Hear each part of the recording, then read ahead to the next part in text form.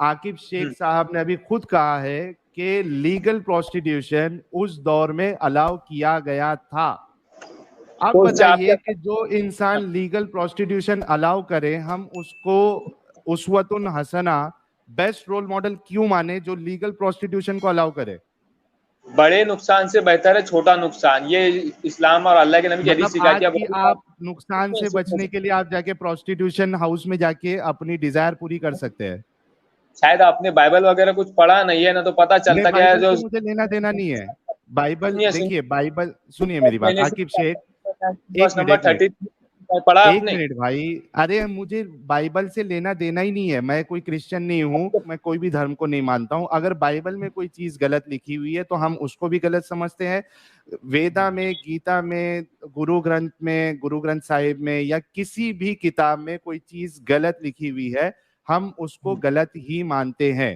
اچھا, رہی بات ابھی مجھے یہ بتائیے کہ اس دور میں جو آپ نے کہا کہ لیگل پروسٹیٹیوشن الاؤ کیا گیا تھا, کیا آپ اپنی بہن کے ساتھ اس طریقے کا میرج پسند کریں گے یا نہیں کریں گے؟ کیا آپ لیو ان میرج پسند کریں گے اپنی بہن کے ساتھ؟ کیا آپ لیو ان میرج پسند کریں گے اپنی بہن کے ساتھ؟ میں تو کوئی نبی بھائی, میں تو کوئی نبی نہیں ہوں نا. سنیے میری بات سنیے. ایک منٹ میری بات سنیے. آپ کا کمپیریزن اس کے لیے غلط ہے کیونکہ میں کوئی نبی نہیں ہوں. میں چاہے کوئی چیز پسند کروں یا نہ پسند کروں, میں کوئی رول ماڈل نہیں ہوں. میں نے آپ سے جو سوال کیا اس کا سیدھا سیدھا جواب دیجئے. کیا آپ اللہ کے نبی صلی اللہ علیہ وسلم جس دور میں یہ متا میرج الاؤ کیے تھے, کیا آپ اپنی بہن کا متا کروانا پسند کرتے تھے یا نہیں کرتے تھے اس دور میں؟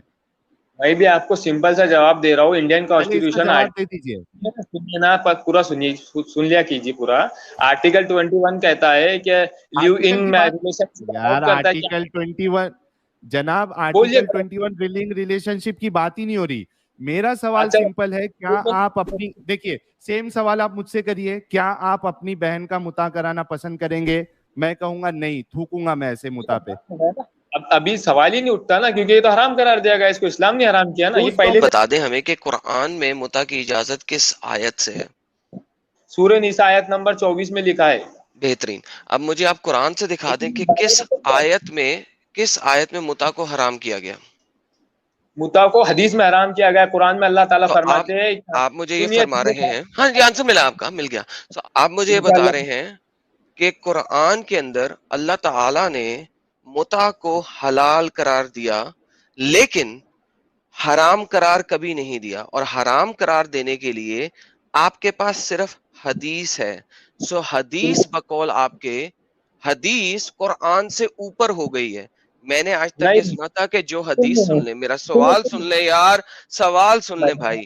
میں نے آج تک یہ سنا تھا کہ جو حدیث قرآن سے تکرار کرے اس کو گاربیج میں پھینک دینا چاہیے. جواب آپ کا. اچھا, قرآن میں گدھے کا گوشت کھانا لکھا ہے حرام ہے کر کے, کتے کا گوشت کھانا حرام ہے لکھا ہے؟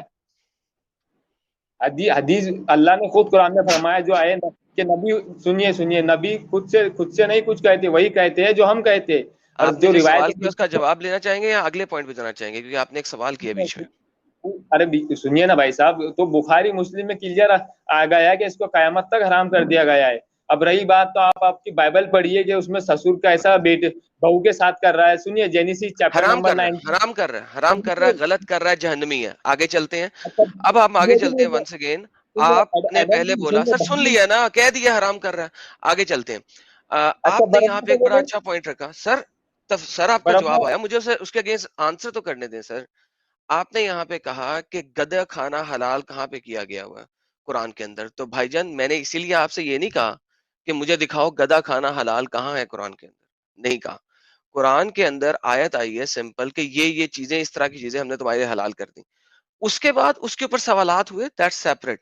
میں نے آپ سے سمپل سوال کیا تھا, کیا قرآن میں متا ہے؟ آپ نے کہا سورہ نساء آیت نمبر 24. آپ کے تمام محدثین مانتے ہیں اس چیز کو, میں بھی آپ کے ساتھ مانتا ہوں. اب آپ مجھے یہ فرما رہے ہیں کہ کسی بھی قرآن کی آیت میں متا کو حرام نہیں کیا گیا, نبی پاک نے حرام کیا ہے حدیث کے اندر. یہاں پہ آپ نے حدیث کا درجہ قرآن سے اوپر کر دیا.